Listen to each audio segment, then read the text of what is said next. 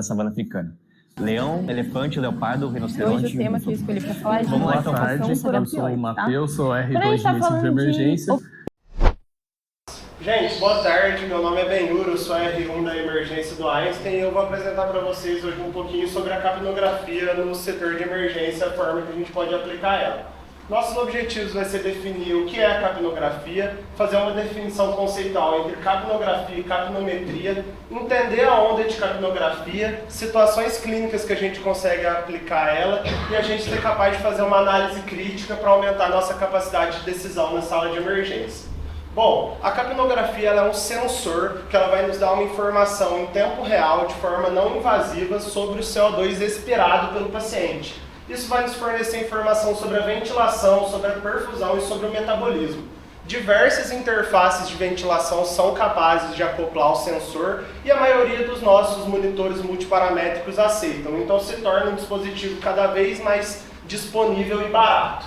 Tá? A capnografia ela vai nos dar uma informação gráfica, uma onda, comparando o CO2 expirado ao longo do tempo. Já a capnometria vai nos dar um valor numérico em tempo real da quantidade de CO2 exalado.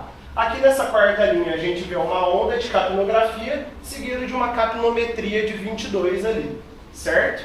Bom, vamos entender um pouco dessa onda.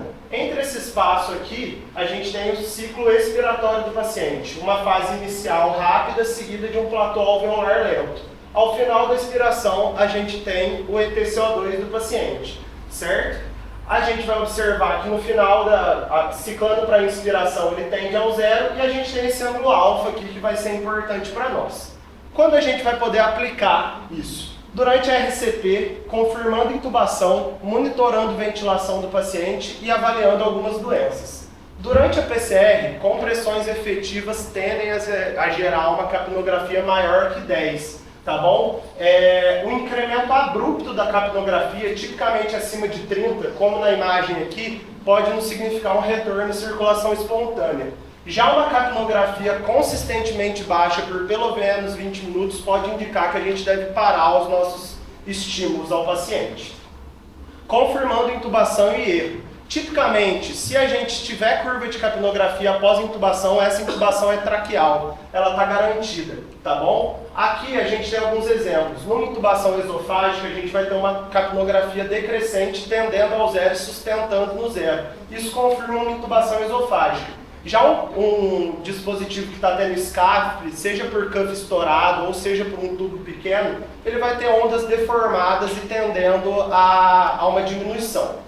Bom, a gente tem que entender que a capnografia ela vai monitorar ao longo do tempo o CO2 do paciente. E a gente pode fazer uma correlação entre a capnografia e a PaCO2 do paciente. Não existe um valor exato dessa diferença, mas a gente pode entender que um incremento da capnografia significa um incremento da PaCO2 do paciente. Isso pode fazer com que a gente evite gasometrias desnecessárias, tá? Em pacientes que estão sedados para procedimento ou estão em condições clínicas que tendem à hipoventilação, a gente pode ter observações mais específicas do que uma dessaturação, por exemplo.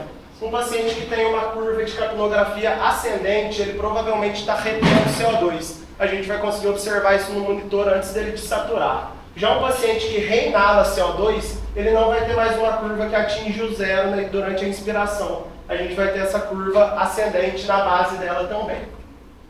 Doenças respiratórias, principalmente distúrbios VQ, a gente vai conseguir trazer informações úteis com a nossa capnografia.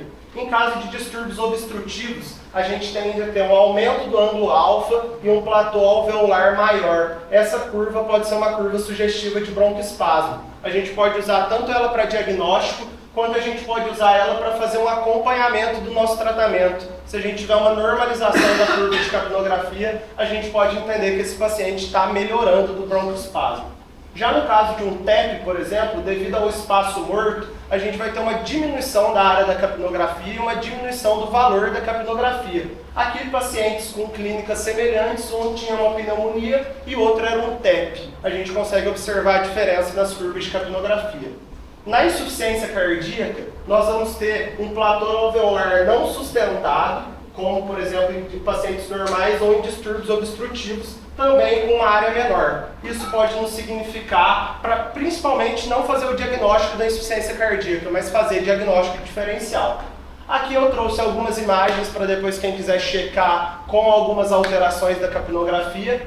Essas foram as referências que eu usei para a aula e essas são as minhas verdadeiras referências.